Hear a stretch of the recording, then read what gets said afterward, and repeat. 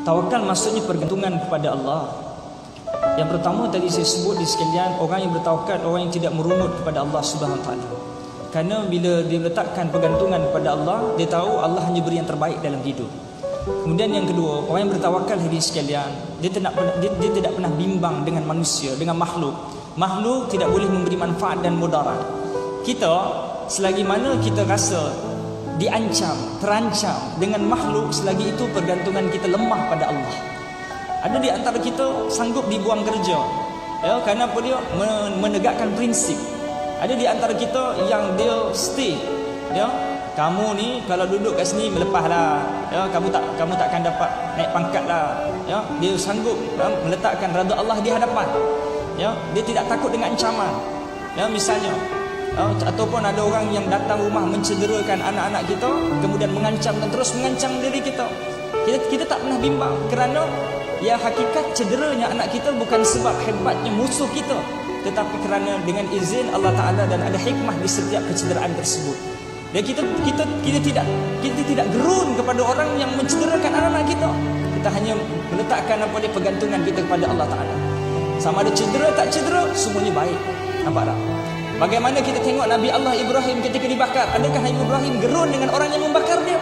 Tidak gerun, kerana pergantungan pada Allah. Kalaulah terbakar sekalipun, dirinya bukan sebab orang tu hebat, tapi Tuhan yang membakar dirinya hebat. Nampak?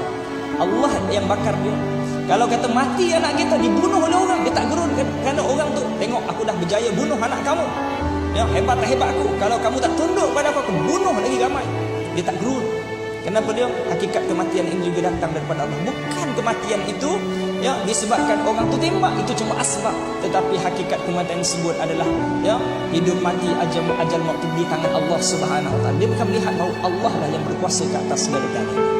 Ya, tadi kita sebut jangan merungut, ya, bahawa apa yang berlaku ini adalah dengan izin Allah Subhanahu Wa Taala. Bila dengan izin Allah Ta'ala, Allah tidak pernah menzalimi hamba-Nya, ya, dan Allah tidak pernah merugikan sedikit pun daripada ya apa yang Allah Ta'ala takdirkan kepada kita. Ya, hadirin sekalian, Allah tidak pernah menzalimi kita, kan? Innallaha la yadhlimu mithqala dzarrah. Allah tidak pernah menzalimi kita. Wa in taku hasanah yudha'ifha. Bila kita buat kebaikan, yudha'ifha, akan diganda-gandakan. Wa yu'ti min ladunhu ajran 'azima, dan Allah akan datangkan sebesar-besar ganjaran buat kita. Hadirin sekalian, dalam hidup kita, hidup adalah tempat mihnah, tempat ujian. Ya, kadang-kadang kita ada di antara kita yang ditekan, ada di antara kita yang diuji dengan berbagai-bagai ujian. Hadirin sekalian, letakkan pergantungan seluruhnya kepada Allah Subhanahu Wa Taala.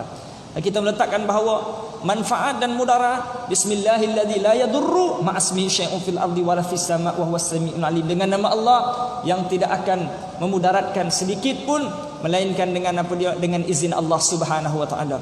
Ya, hatta kalaulah diri kita ada orang tumbuk, ada orang pukul, lebam sekalipun, bukan sebab orang tu yang menyebabkan kita jadi lebam, tapi semuanya dengan sebab izin Allah. Bila dengan sebab izin Allah, Allah tidak pernah menzalimi akan hamba-Nya.